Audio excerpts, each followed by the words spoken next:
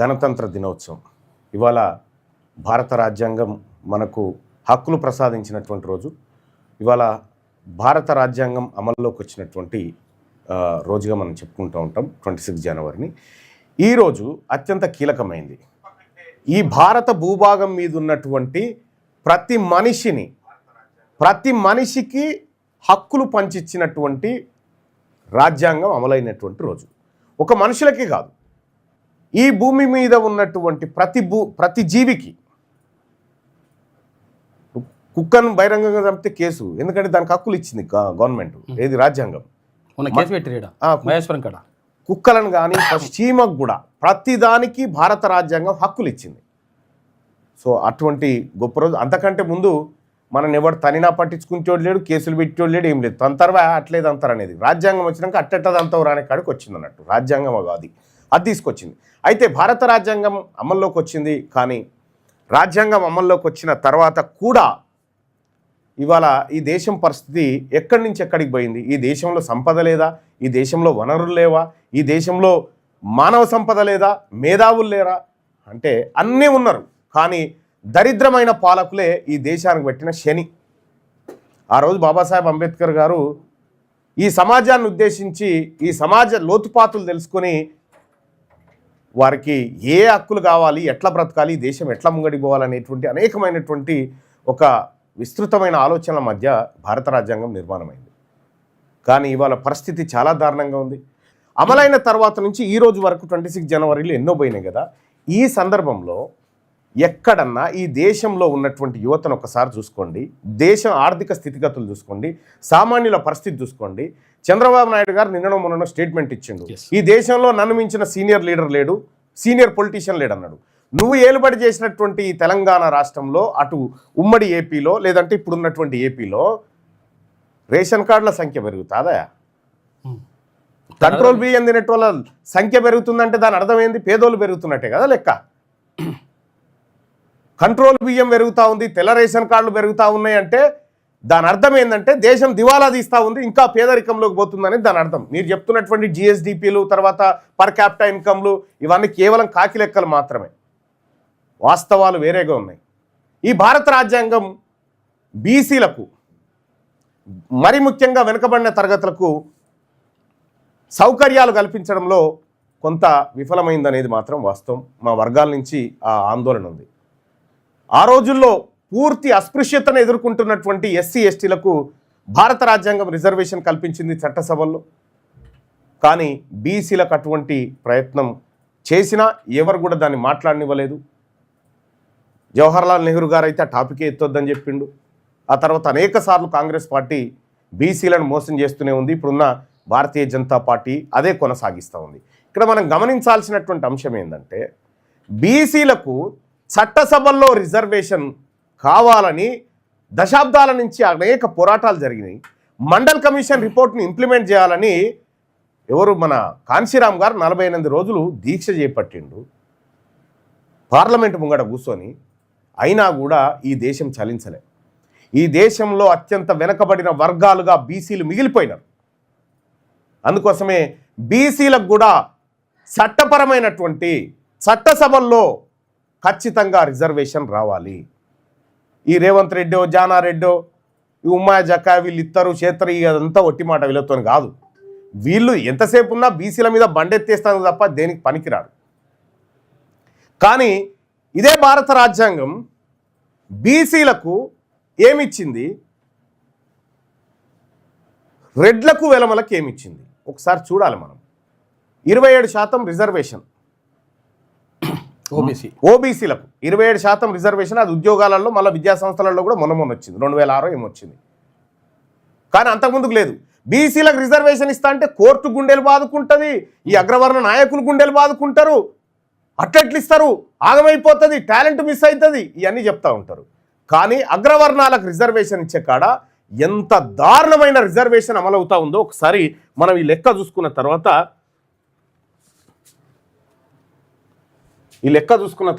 మిగతా చోటికి పోదాం. వీటిలో చేయాలి. ఇప్పుడే జెండా ఆవిష్కరణ జరిగింది మా కార్యాలయంలో. అది ఇంటూ మార్క్ క్లోజ్ రైట్. ఇది ఈ దేశంలో ఈడబ్ల్యూఎస్ పేరు మీద దొంగతనంగా అప్పర్ క్యాస్ట్ వాళ్ళు వాడుకుంటున్న రిజర్వేషన్. వీళ్ళు 50% స్లాబ్ దాటినా ఏం కాదు, కానీ బీసీలు దాటొద్దట. ఇక్కడ మనం గమనించుకోవాలి, మొత్తం ఓసీ జనాభా డోర్ క్లోజ్, మొత్తం ఓసీ జనాభా 5% ఉన్నప్పుడు, 5% ఉందనుకుందాం, 5% ఉంటే ప్రతి 100 మంది ఓసీలలో 95 మంది పైసలు ఉన్నోళ్ళే, 5 మాత్రం పేదోళ్ళు ఉన్నారు అనుకుందాం.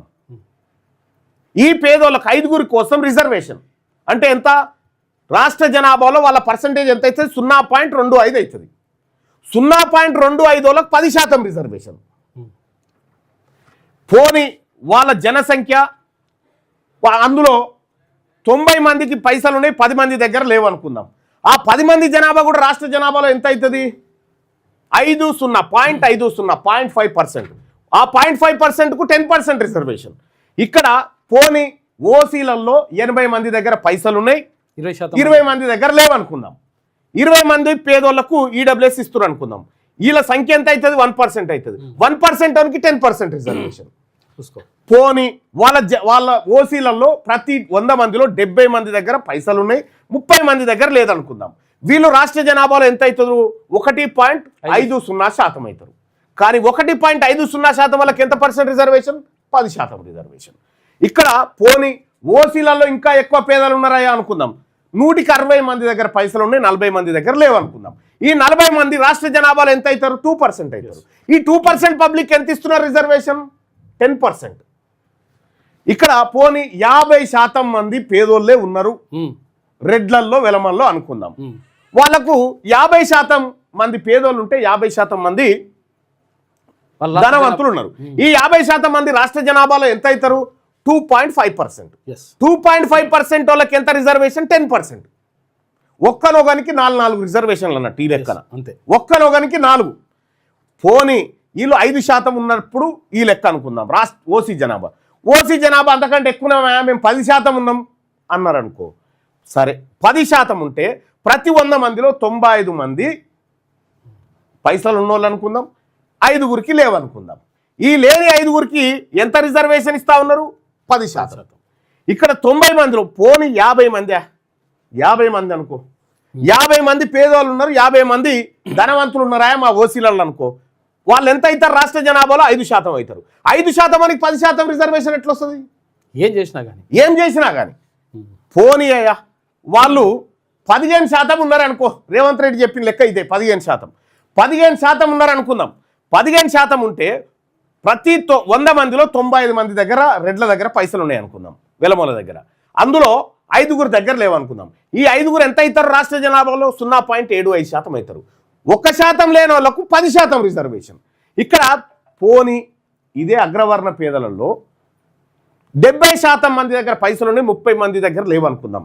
ఈ 30% మంది రాష్ట్ర జనాభాలో ఎంత పర్సెంటేజ్ అవుతారు? 4.50 అవుతారు.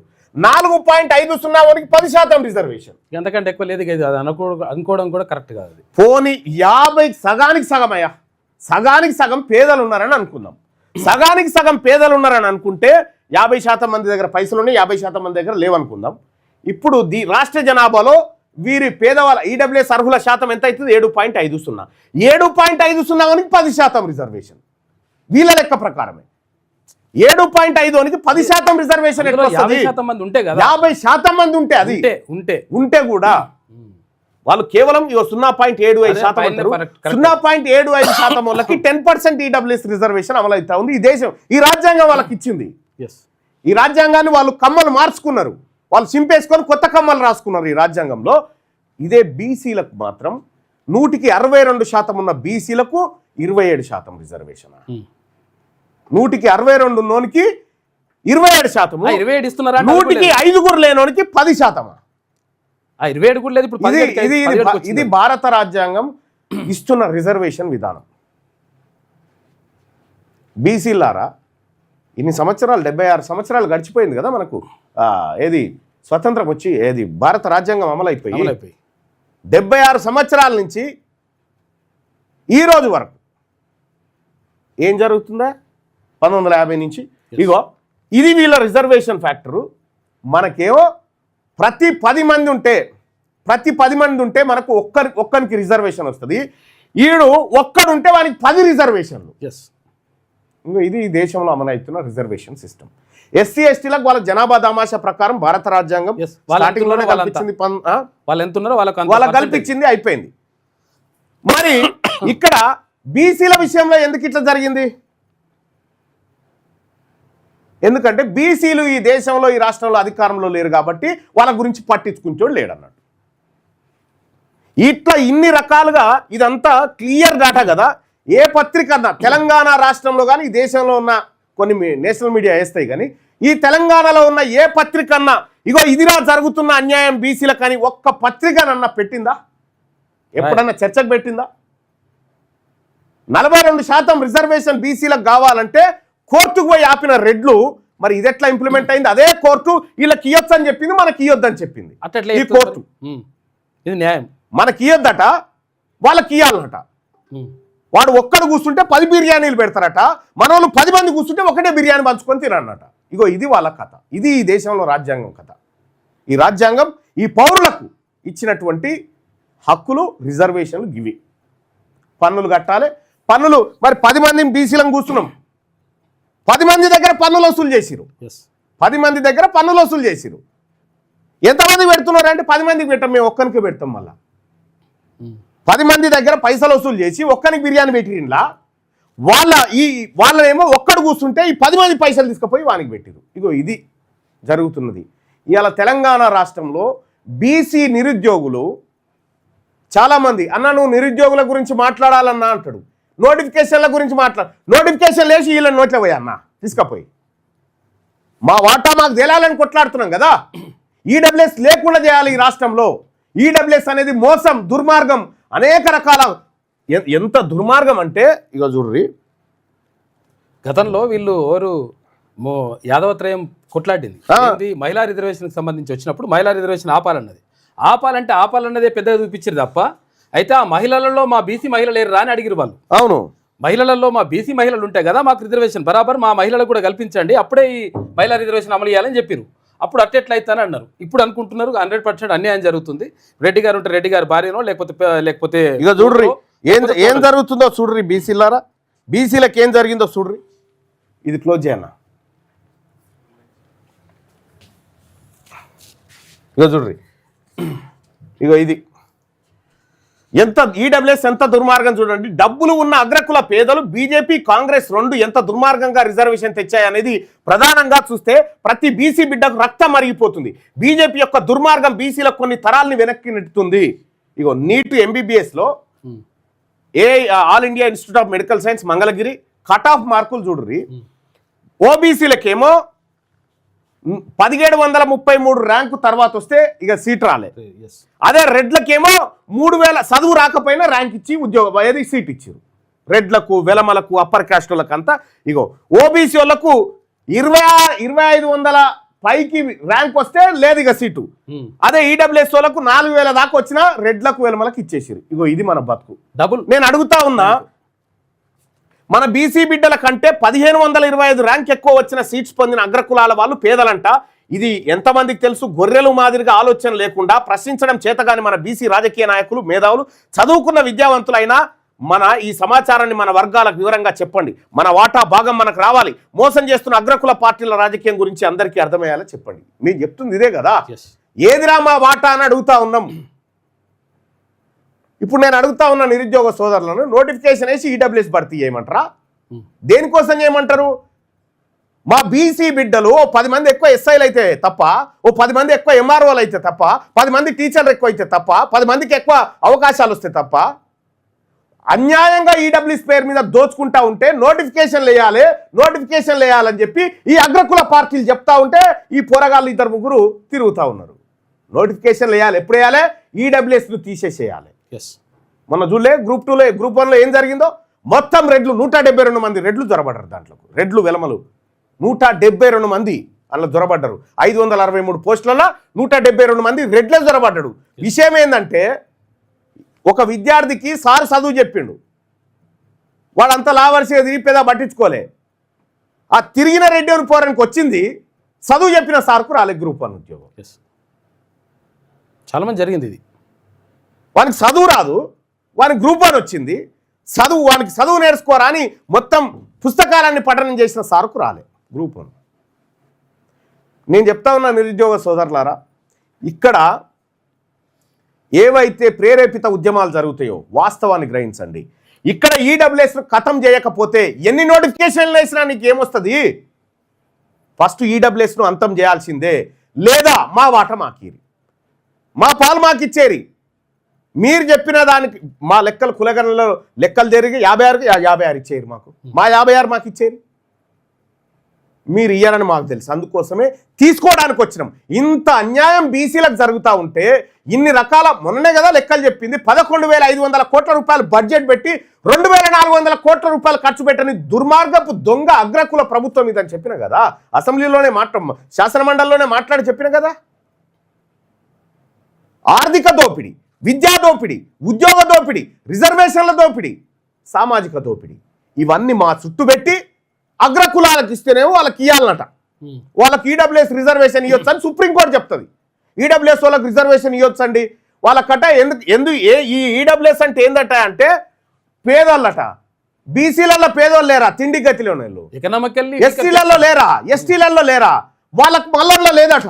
ఈడబ్ల్యూఎస్ కోట ఓన్లీ రెడ్లకు వెలమలకు వీళ్ళకి మాత్రమే. వీళ్ళకి బీసీలు ఎస్సీలు ఎస్టీలు రావద్దట. మళ్ళా ఓపెన్ కేటగిరీలో ఉన్న 50% నుంచి 10% కట్ చేసి వాళ్ళకి ఇచ్చిరు.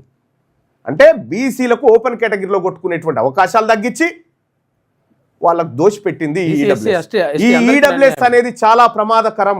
ఈ ఈడబ్ల్యూఎస్ను ఖతం చేస్తుంది తెలంగాణ రాజ్యాధికార పార్టీ. అర్హులైన పేదలు ఎవరన్నా ఒకటి అరా ఉంటే వాళ్ళ కోసం ఆలోచిస్తాం, కానీ ఈడబ్ల్యూఎస్ ఎట్టి పరిస్థితుల్లో మా బీసీ నిరుద్యోగులకు కానీ బీసీ ప్రజలకు కానీ ఎట్టి పరిస్థితుల్లో న్యాయం చేయదు.